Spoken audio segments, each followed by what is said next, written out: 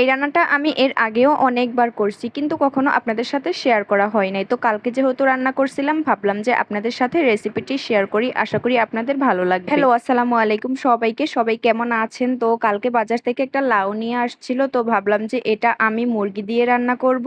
Broiler মুরগি অথবা cock মুরগি দুটো দিয়েই কিন্তু এটা রান্না করলে অনেক মজা হয়। তো আমার বাসায় যেহেতু কক মুরগি ছিল, আমি ভেবেছি যে ওটা দিয়েই রান্না করব। এখানে আমি পরিমাণ মতো চুলাতে তেল আর পেঁয়াজটাকে ভেজে নিব। তারপর আমি দিয়ে দিব কয়েক টুকরো গরম মশলা। তারপর এখানে আদা, রসুন, জিরা এগুলোকেও একটু ভেজে নিব।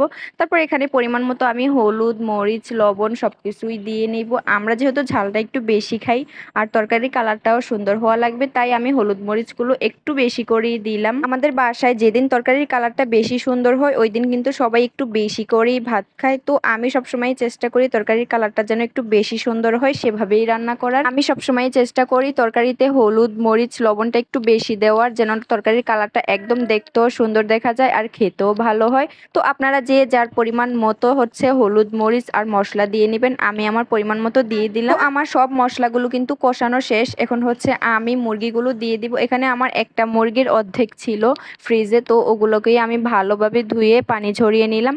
এখন মুরগিটাকে ভালোভাবে কষিয়ে নিব। এটা যেহেতু লাল মুরগি, অনেকক্ষণ ধরে কষাতে হবে, একদমই মুরগিটা সেদ্ধ করে ফেলতে হবে এই কষানোতেই। কালকে আমার এই রান্নাটা সবাই খেয়ে এত এত প্রশংসা করছে, আমার কাছে অনেক ভালো লাগছে। তো পরিবারের সবাইকে রান্না করে খাওয়াতে ভালো লাগে যদি সবাই প্রশংসা করে, বলে যে রান্না অনেক ভালো হয়েছে। রান্না করার আগ্রহটা কিন্তু আরো বেড়ে যায়। রান্নার কালারটা কিন্তু মাশাআল্লাহ অনেক সুন্দর হয়েছিল আর খেতেও অনেক মজা হয়েছিল। তো আমার মাংসটা কষানো শেষ। আমি দেখলাম যে নিচ দিয়ে একটু লেগে লেগে আসতেছে। এখন আমি আগেই কেটে রাখছিলাম লাউটা, ওইটা এখন আমি দিয়ে আবারও ভালোভাবে অনেকক্ষণ কষিয়ে নিব। আমি সবসময় একটা কথা মাথায় রাখি যে যেই তরকারিটা যত বেশি কষানো হবে সেই তরকারিটা কিন্তু খেতে তত বেশি ভালো লাগে।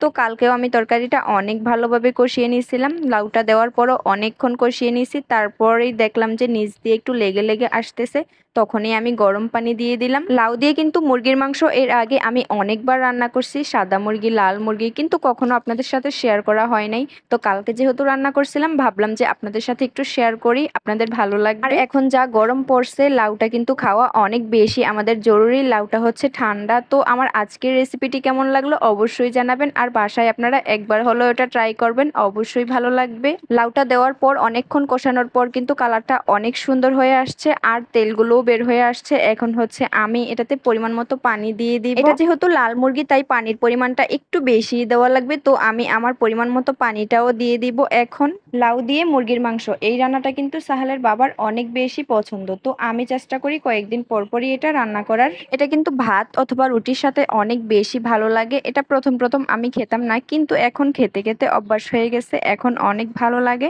তো আপনারাও বাসায় ট্রাই করে দেখবেন, অবশ্যই ভালো লাগবে। আর কেমন লাগলো আমার রেসিপিটি অবশ্যই জানাবেন। ধন্যবাদ। আল্লাহ হাফেজ।